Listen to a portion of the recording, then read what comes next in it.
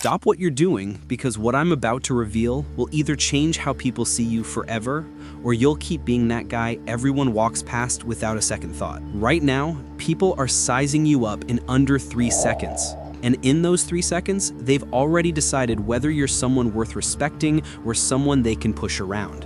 When you speak in meetings and people talk over you, when you walk into a room and nobody notices, when someone disrespects you and you just stand there frozen. That ends today, because I'm going to show you the dark psychology behind building a dangerous aura. The kind of presence that makes people go quiet when you enter, the kind that makes them think twice before testing you. But here's why you need to watch every second of this video. Once you master this, you'll never chase validation again. People will chase yours. People respect what they can't fully understand. Think about the guys who command respect. They're not the loudest. They're not posting every thought online. They're mysteries. The human brain hates gaps. When we can't figure someone out, our minds automatically fill in the blanks with assumptions of power. Stop being an open book. Stop explaining yourself to people who didn't ask. Stop posting your entire day online. Give people fragments, not the full story. Because the less they know, the more they wonder. And the more they wonder, the more powerful you become. But mystery without substance is just being weird. So here's where it gets darker. You need presence, and presence comes from control. Control of your body, control of your reactions, control of your energy. Here's what weak people do. They move too fast. They talk too much. They laugh at jokes that aren't funny. They explain when no one asked. They apologize for taking up space. Every nervous habit is a leak in their power. Now watch someone with a dangerous aura. They move slower. They hold silence like it's a weapon. They maintain eye contact until the other person breaks. They speak only when it adds value. And when they do speak, every word lands with weight. This is the second dark psychology trick. Slow everything down. When someone tries to rush you, you pause. When someone interrupts you, you don't speed up, you stop completely, hold the silence, then continue. When someone disrespects you, you don't react immediately. You look at them. 3 seconds. Then you respond with ice in your voice. Because the person who controls the pace controls the frame. And the person who controls the frame wins. Try this today. Cut your speaking speed by 30%.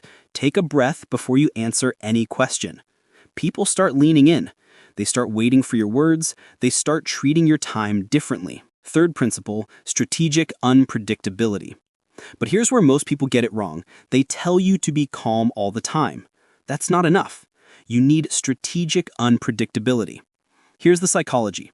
People feel safe around predictable people. And when they feel safe, they test you. But when they can't predict you, when they know you're calm 90% of the time, but there's a 10% edge they've never seen, that's when hesitation kicks in.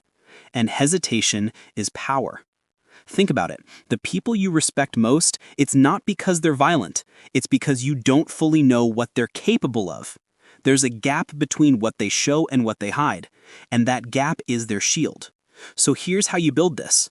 Be respectful, grounded, calm most of the time. But when someone crosses a line, you show a flash of that edge. Not anger, not aggression, just intensity. A shift in your eyes, a change in your tone, a sentence delivered so cold it makes them rethink everything. Then you go right back to calm. That contrast is what builds the aura, because now they know he's in control, but I don't want to see what happens when he's not. Now the ultimate test of a dangerous aura. Emotional discipline. Never let people see you desperate. Never let them see you overreact. Because desperation is the opposite of danger. It screams weakness. Instead, stay calm when others lose control. Hold your ground when others back down. Stand tall when others shrink. This is how you flip the script. You're not living in their reality, they're living in yours. Here's a real example. I knew a guy in college, not the biggest, not the richest, didn't have the most social status, but he had this aura. He never rushed, he never explained himself, he never seemed impressed by anyone. When someone tried to disrespect him, he'd just look at them. No words, just a look that said, "Really?" And 9 times out of 10, the other person would back down, just from a look. That's not about physical size. That's about energy, carrying yourself like someone who doesn't need to prove anything. When he walked into a party, you felt the shift. When he spoke, people listened. That's what aura looks like.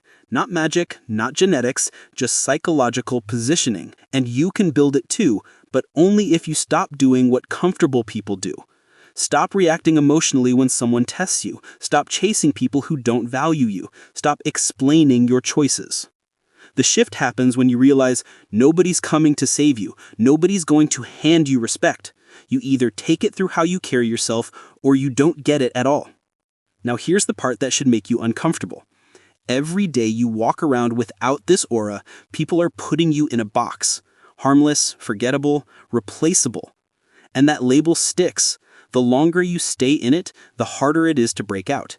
You think that promotion went to someone else because they were more qualified? No, it went to them because they had presence. You think she chose him over you because he's better looking? No, she chose him because he moved through the world like he didn't need her approval.